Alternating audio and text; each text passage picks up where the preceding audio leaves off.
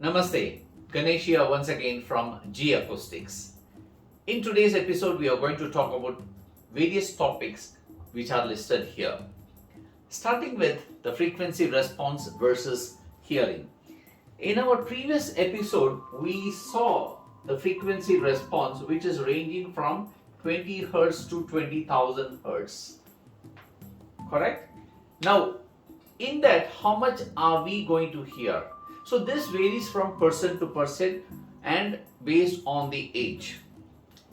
Let us say, as a young child or a up till adult, maybe the frequency range that we as a human being can listen may have a full range. But over the time when we age, the high frequency response keeps dropping. That means we cannot hear which is like 18 kilohertz, something like that. As we age, it keeps coming something like up to 8 kilohertz, like that. So our hearing sense drops down over the age. One more interesting thing is, suppose in this frequency range, in any of the languages, we talk about vowels and consonants, right? Now, if you take about vowels, it is in this region, and if you take consonants, are in this region, right, which extends to this. Consonants, for example, some of the words which ends with s, sh, sh, those type of thing which ends with s are towards that. See, vowel in any language, it gives power to that language, whereas the consonant, it gives the effect, like the s and dash. See, when we say that the hearing reduces over when we age, it's only the consonants that gets affected, right? You must have experienced with some elders who has some hearing loss. So it is not that hearing, they are not able to hear all this. They can hear clearly what you are talking about in terms of vowels and some of the consonant.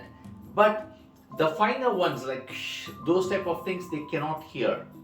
So when you talk loudly, they get offended, right? Because they say, I can hear, talk slowly, right? They normally respond like that. So it is not that they cannot listen to these vowels. And the consonants is the one which keeps reducing. I have realized in my life is the quality of the music is very important. For example, many of your favorite songs, you must have listened many times from different, maybe from a radio or with using a earphone like that. But the most important thing is the source, whether the source is giving you the right quality of sound, what was initially recorded. It may not be. That's why it's very important what you listen should have the right musical quality. Now the next topic is listening gadgets.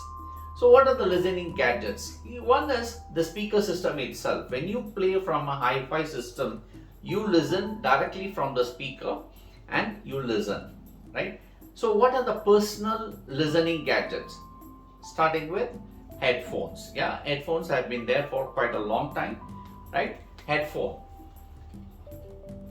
And the next one we have is the earphone, right? In-ear phone, right? We just insert into the small capsule and we listen. And there is something called as headsets. What is a headset? Now, this is the difference between the headphone and the headset. For example, the headphone has two closed cups type of thing, right? So we call that as a headphone. There are different types of headphones, of course. Then what is a headset? If you are able to speak also with a mic, then it's called a headset. Earphone, of course, as you know, it is with a small this thing, plus you have in the wire a small unit which is having a small microphone. This is a earphone. Now when we listen in each of these different gadgets, it is going to sound different. It's not going to be the same. So that's why the headphone, if you take, the price range starts maybe from $10 to even $1,000. There are headphones. Now, what is the quality difference? It's again how well you want to listen to a particular track is important. Now, if you are an aspiring musician or a singer, the first quality one need is you should be a good listener. So I feel as a musician, one should invest on the right equipment so that you can listen clearly what you intend to listen. The next thing I am going to talk about is the gadgets related to singing. Now there are microphones, there are hundreds and thousands of different types of microphones in the market. I am going to tell what is the relationship between the microphone and the acoustics in a room. We are taking a room, you are a singer here, you are singing. It's not only the direct sound that is going to get recorded, there's a lot of reflected sound inside the room that is going to get recorded into the final equipment. See, there are two types. The first one is called as a dynamic microphone, and the second one is called as condenser microphone. What is the difference? It's just the way the microphone is built, and the technology behind it makes the difference between the dynamic and the condenser microphone. In layman's language, how you can identify is condenser microphone, it requires power. So condenser microphone requires a power, whereas a dynamic microphone doesn't require a power. And in terms of structure, how it is built, dynamic microphone, it has a diaphragm, whereas a condenser microphone, there are two different plates which is charged with 48 volts power. Another difference is condenser microphones are more sensitive, whereas the dynamic microphones, of course it is sensitive, but it gets rounded in terms of the sound. Another category of types that we are going to talk about, that is the pickup pattern or the polar pattern, we call it as. One of the polar pattern is called as omnidirectional. Omnidirectional is from all sides. Now there is another type of microphone which is called as cardioid. Cardioid. So you know cardiogram and all that, right? So what is related to heart? Because it's the shape of a heart, right? So the cardioid omnidirectional is circular. Like for example, if this is a microphone, I am in front of this microphone singing, that means it is going to pick the noise or the sound from this direction only. So whatever the sound from the side, it is not going to pick. Same way from the behind, it is not going to pick. So that is the cardioid microphone. And extension of cardioid is supercardioid. Now supercardioid is having a different pattern, which is like this. And it will also have a small lobe. That is, if you have a microphone, if you are speaking from here, okay, it is going to take, and plus it is also going to pick the noise from behind. Like I have this microphone, this is a supercardioid microphone. It's not going to pick from here also, little bit from the behind also it is going to pick. Another fourth type is hypercardioid.